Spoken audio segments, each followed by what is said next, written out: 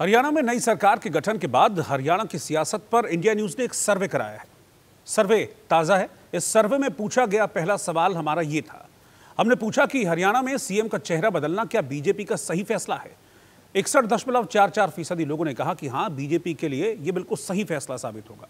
33.47% लोग ऐसे रहे जिन्होंने कहा नहीं, ये गलत फैसला हो सकता है बीजेपी के लिए, और 5.09% लोग ऐसे रहे जिन्होंने कहा कि इस पर अभी हम कुछ कह नहीं सकते हैं, अपनी राय जाहिर करने से मना कर दिया।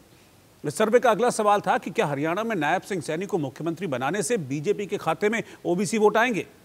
62.71% लोगों ने कहा कि हाँ, ओबीसी वोट का फायदा बीजेपी को पहुंचेगा, जबकि 33.47% लोगों ने कहा कि नहीं, इसका कोई फायदा बीजेपी को नहीं मिलेगा, ओबीसी वोट इससे बीजेपी के खाते में एक्स्ट्रा नहीं आएंगे।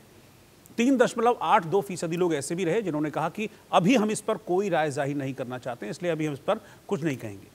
अगला सवाल था सर्वे का कि बीजेपी और जेजेपी गठबंधन टूटने का क्या असर होगा। 52.54% लोगों ने कहा कि गठबंधन टूटने का फायदा बीजेपी को पहुंचेगा। 1.27% लोग ऐसे रहे जिन्होंने कहा कि इसका फायदा जननायक जनता पार्टी को होगा, जबकि 35.59% लोग ऐसे रहे जिन्होंने कहा कि इसका फायदा कांग्रेस को मिलेगा।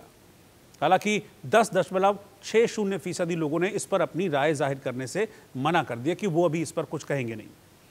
सर्वे का चौथा सवाल था कि हरियाणा में नए बदलाव से क्या बीजेपी को लोकसभा में सभी 10 सीटें जीतने की गारंटी मिल गई है।